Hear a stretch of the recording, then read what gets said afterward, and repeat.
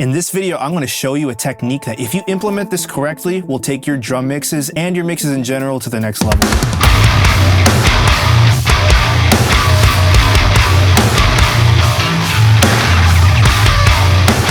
The technique in question that we're going to be talking about today is sidechain compression, and it's probably in a way that you've never seen done before, or at least to the insanity that I'm going to be doing today. The session that we're going to be working out from is a live drum recorded session with no editing, no samples. It's just straight raw dog drum recording.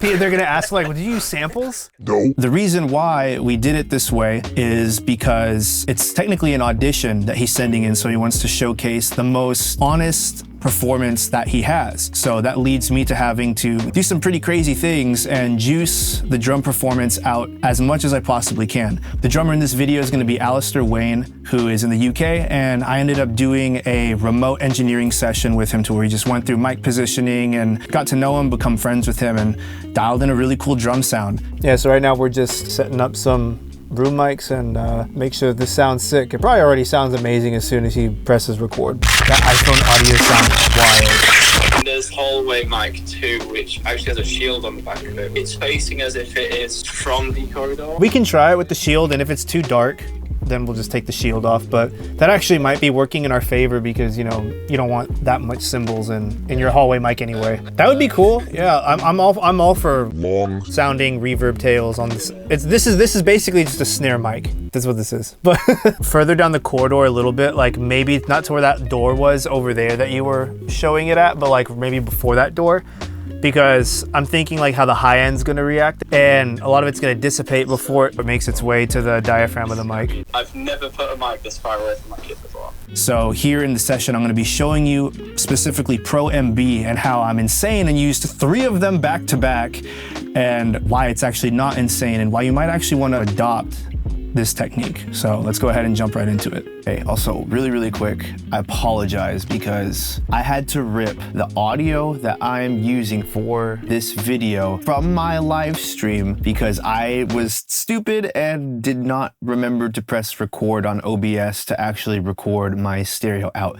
So what you're gonna be hearing is a download from YouTube, compressed into another MP4 format and re-uploaded again to YouTube. So I apologize sincerely for that.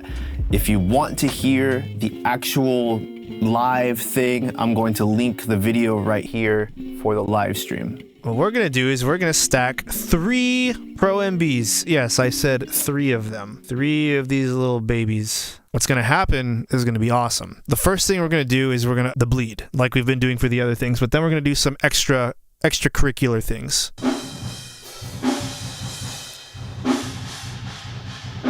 So I'm gonna take this down.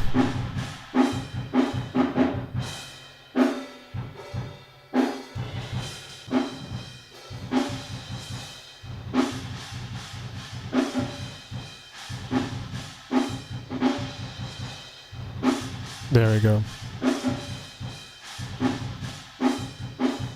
So you have to kind of like split the difference and find where the happy medium is, because you're gonna be losing top end on the snare, but since it's a room, you don't really need all that top end anyway. So I just have it to where the snare is kind of almost at the 0 line, but not quite whenever it hits, and that this release time is kind of just vibing with the drum performance.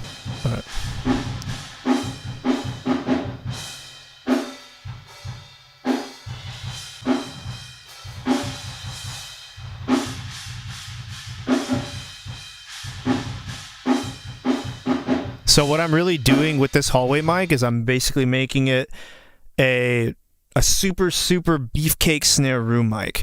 So I'm trying to really isolate the snare by itself. So what I did here, no side chaining, it's just getting rid of some bleed here, getting rid of some of the bleed here that's, not the snare, let the snare kind of open it up. Now, well, there's a bunch of the kick and the toms and pretty much everything else that isn't the snare that's in there. So that's what these other Pro MBs are for. So this is where we sidechain to the kick. So we're going to go ahead and sidechain this to kick in, kick out. This is where things are going to get interesting. All that stuff that stuff needs to die. Because if we're gonna, I want to crank this pretty dang loud. I want to crank this loud in the mix, and if I want to crank this loud in the mix, that needs to get tamed very, very quickly. Because if it's not, then you're just gonna go boom, boom, boom, boom, boom, boom, all just eating up all your headroom, and it's gonna suck. So we are gonna compress that, and we're gonna do external sidechain.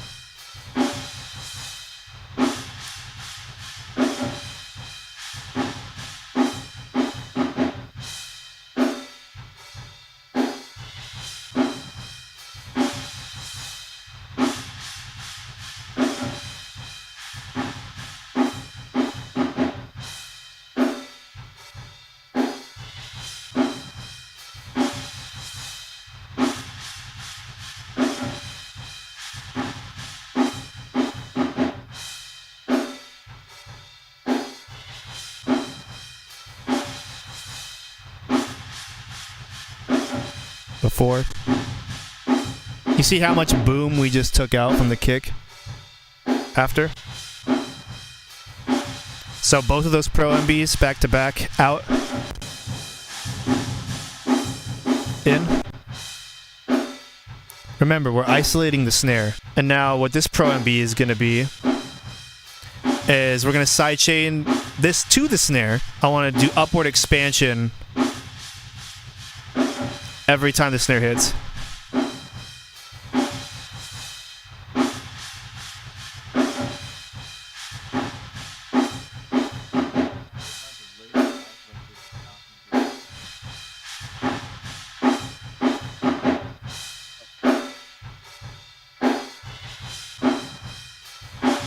So you see this now? We're boosting this only when the snare hits. And right now it does sound a little funky, but you're going to see why in a sec. And I'm going to do the same thing here on the top end.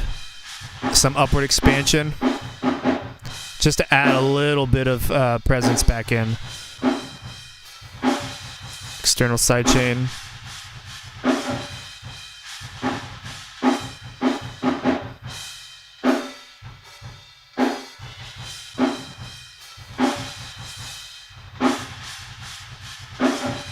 Yeah, so we really isolated the heck out of this snare. So if we go before,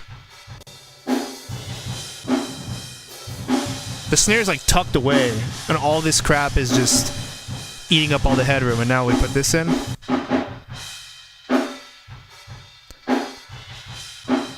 By using 3 Pro MBs here in serial, I'm able to tame the initial bleed, I'm able to sidechain the actual kick to duck it down every single time it hits, and I'm able to augment every single time the snare hits up and do some upward expansion.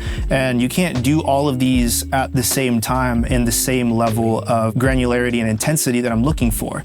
And being able to send this out to a reverb and then further expand that snare upwards into the reverb is what's going to allow this mono hallway mic to expand to a more stereo width and, you know, larger than life sound. If you're enjoying this so far, please drop a like and subscribe. It really helps the channel. It helps this video get shown to the people who may or may not care about it. Hopefully you care about it. That'd be sick. But I appreciate anything and everything that you guys do to help me out. So thanks. Also to, oh man, this is gonna be crazy. This is gonna be freaking crazy. So we're gonna be adding a verb on this hallway mic to extend that snare tail, because right now it's a little choppy because of what we did with Pro MB. This is what's going to kind of like bring it to life a little bit. So I'm going to get a send all the way here. Verbiage. This one is so good.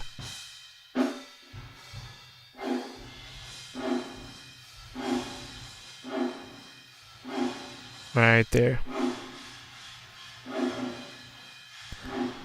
All right. So this is what's going to be really cool when I bring it up. So I'm going to go back and we're going to do the Pro MB thing again.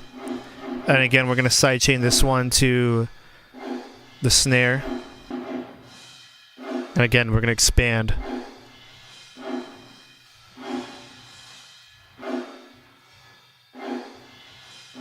And we're going to do the exact opposite.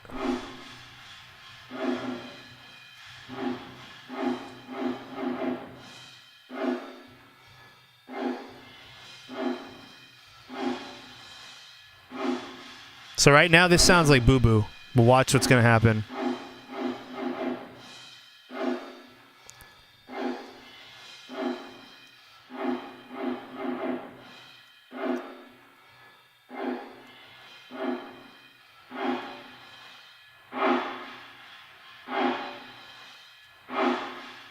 So remember, this is just the reverb track. So now we have our hallway mic.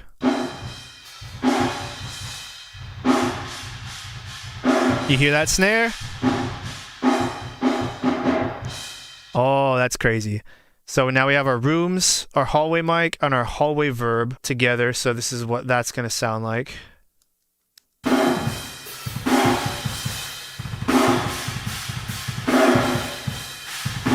It's gonna be crazy. The reverb send here of the hallway mic allows me to have the hallway mic after we cleaned it up just independent on its own, and then have a reverb tail that I can blend underneath it just to add that width and to let it blend in with the rooms whenever we fade it in. Kick, snare, overheads with those rooms. So now we have independent control of how much we want. So now we can bring those down.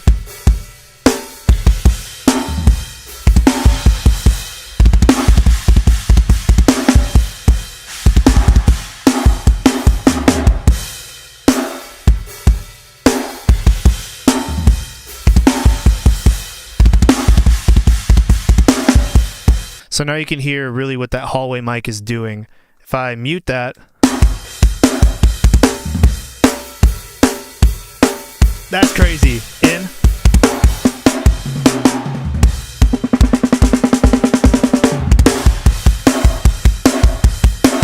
I can EQ the reverb. Forgot about that. Like it's a little too much right there.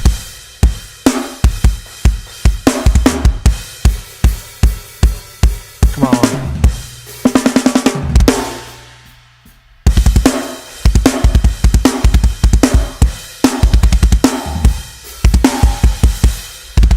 Actually, I think I just want to kill more of that.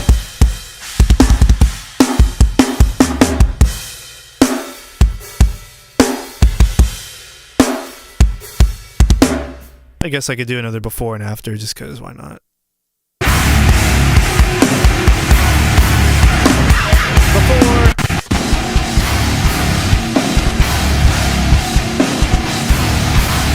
After.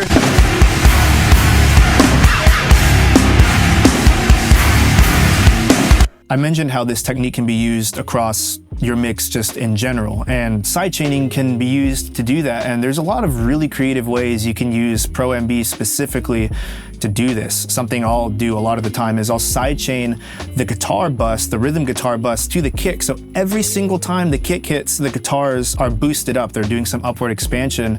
That way I can add, you know, more aggression to a breakdown with some chugs or something like that. Obviously you can sidechain different buses to other buses, so like I'll have my instrument bus ducking sidechain to the vocal bus, so every single time the lead vocal is playing, the instrument bus is ducking in a multi-band scenario in particular regions, like, you know, maybe 2.5K to let the definition of the vocal through just a little bit. And these are tiny moves. So being able to use Pro MB in really creative ways will really take your mixes to the next level. You have things like track spacer and, you know, Soothe that you can do this stuff with too, but there's something really unique about using a multi-band expander and compressor and using them all over the place. It's a different sound. Track spacer has its own sound, and I think it's a really cool plugin, and you should probably experiment with these ideologies and techniques on your own mixes, because I think that it'll really be able to help you in creating the most immersive space that you can and letting this element take over and this element take over and this element take over.